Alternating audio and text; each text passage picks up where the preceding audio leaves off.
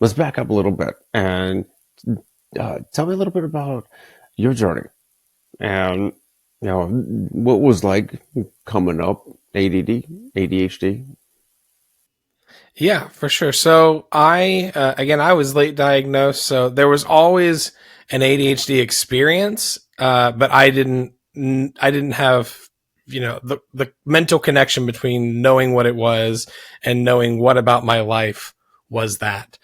So all throughout my childhood, I was homeschooled, and that made things a lot easier to not notice because things like being easily distracted with outside environments or, not having enough time to have physical or mental breaks. When you're homeschooled, you have a lot of these advantages that may let things like ADHD go under the radar because you have a lot of these at home advantages. So as I got into public school, which was in middle school, every year that progressed, I mean, as you know, school gets harder each year. The responsibilities increase, the level of learning increases, what you're learning, becomes more difficult. And every year that passed in my public education, I went from like the smartest kid, in school to one that was like, he knows what he's talking about, but I wouldn't copy off of his tests. You know what I mean? Um, and that like slow progression was, I figured it was just me, having a disinterest in school. Um, and looking back now, I can see it's like anything. The more responsibilities you add, the more elements that you add into something, the more likely it is that, something like ADHD or autism or any kind of, mental condition or even, physical impairment is going to be more noticeable in your own life because there's more that can disrupt it.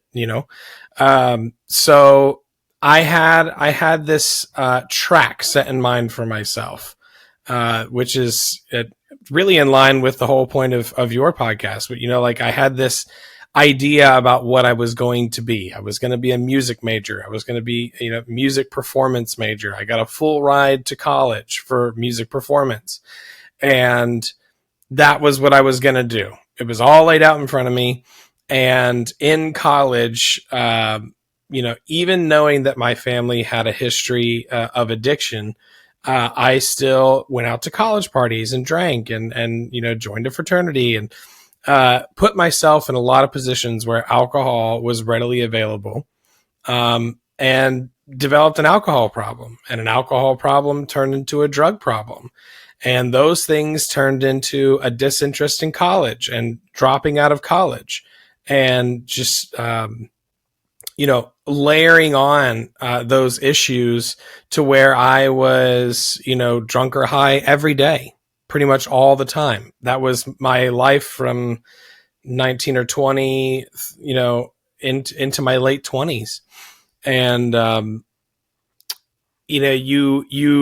you hear people tell you, hey, look out, you have a history of addiction in your family, or look out, addiction doesn't discriminate. And we've, I was a 90s baby, so I grew up with things like, McGruff the Crime Dog and the DARE program. And we're so sick and tired of hearing about how drugs are bad that, I think too much awareness desensitizes you to these kind of things. And I just fell right into it. All the things they were warning about, I fell right into, and really messed my life up pretty bad.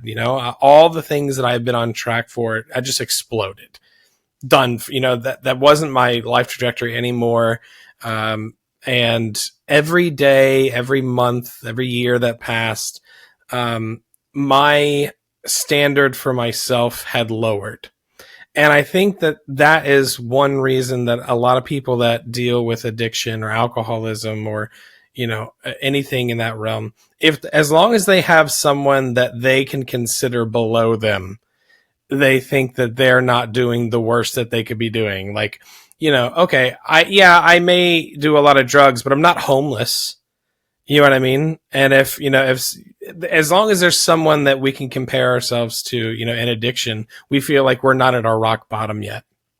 And that's what I did. At that time, I had a really weird, conflated, warped ego about myself, about other people. And I used this mental comparison of myself to say, well, I guess it could be worse. So I'm doing fine. And the more normal that becomes for you, in addiction, the more easier it is to accept those things about yourself. In the beginning, you feel these little pangs of guilt, like, this isn't me. I shouldn't be doing this. But the more you're exposed to it, the more you're around other people that, that have the same lifestyle as you, the more normal it becomes. And the more you accept yourself as I'm just a drug addict. This is just what I do. And I fast forwarding a little bit, I had two kids, two very young kids, and being in a family, with my partner, with my two kids, I wasn't running around doing drugs every day, but I was still trying to manage addiction and this like cushy family lifestyle at the same time. And it was just not working, because addiction is a progressive disease. And it's not just progressive in your tolerance to substances. It's not just progressive in, the deterioration of your mental health or of your physical health. It's progressive in the sense that you need more. And however you're able to sustain this double life that you're trying to lead starts to deteriorate. Everything about what you're trying to do progressively gets worse. And that's what happened. It got to a point where, my wife and I had a fight, and I had went out of the house and fell asleep on somebody's couch. And she sent me a picture of my kids that day. They were young. They were 1 and 3 or 2 and 4. And they had on these really weird, long, mismatched socks. And they were smiling on the sidewalk. They were about to go to school. And she said, "You missed crazy sock day." And they wanted you to see their crazy socks since you weren't here to see it. And that was my rock bottom. Out of all the unspeakable things I had ever done, out of all the horrible, awkward moments in my life due to addiction, that was my rock bottom. Was the lopside where the bad part of my life had a majority hold on the good part of my life. And I said, that's unacceptable, because this is the one thing that actually matters to me. So I went into AA for a 12-step program. And I remember hearing people talk and thinking to myself, these are a bunch of nut jobs. Like, their stories they're telling are so out there. Like, I won't even say it on here. The things that they would do for alcohol, or the thing, I've been arrested 17 times, like just crazy stuff that I was like nowhere near.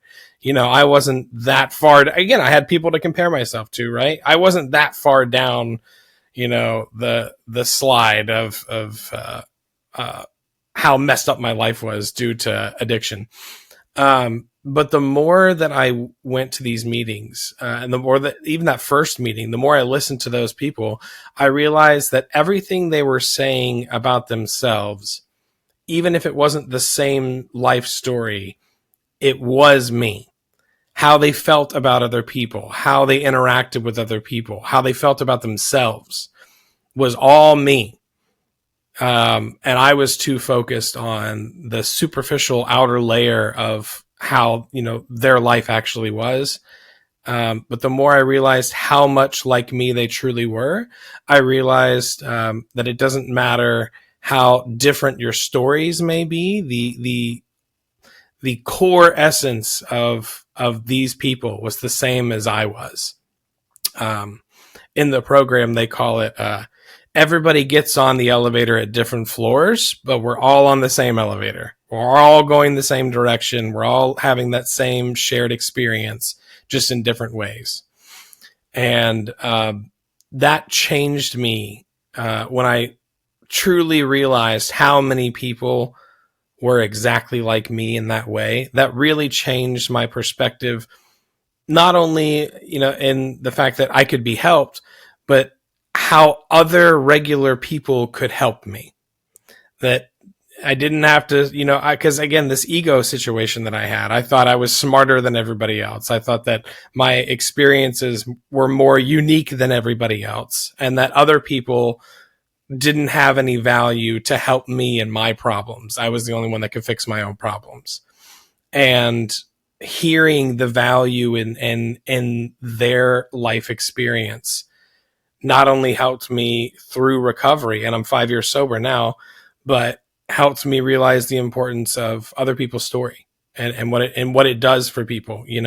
That was a really big deal for me. So um, going through sobriety, obviously, I found a new way in life that gave me purpose again, and I'm better off now in recovery after addiction than I was before I even developed an addiction problem to begin with. You know what I mean? Like after the fact, it's almost like I'm more grateful to be me after going through all that than had it never happened at all. And that led to the second half of my life of being on social media and sharing my mental health experiences and addiction experiences, finding the correlation between addiction and ADHD, and finding out about my ADHD diagnosis and learning more about myself that way.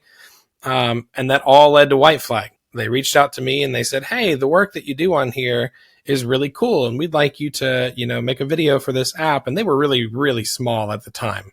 They didn't have a whole lot of people on the app. They didn't have a large team, and I gave them a discount, to make a video because they were a startup company.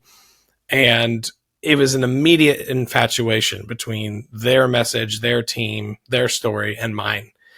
And I just realized that as fun as social media had been, it wasn't my priority anymore as my primary method of delivering my message. It was working with White Flag to show people how important peer support is, because I was a firm believer that it was not important, and then it completely changed my life.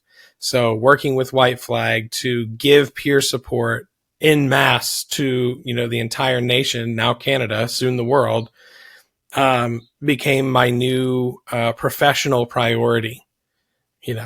Family always comes first, but the thing that I have my own personal, professional priority for became giving peer support to people, because it should be a more readily available option.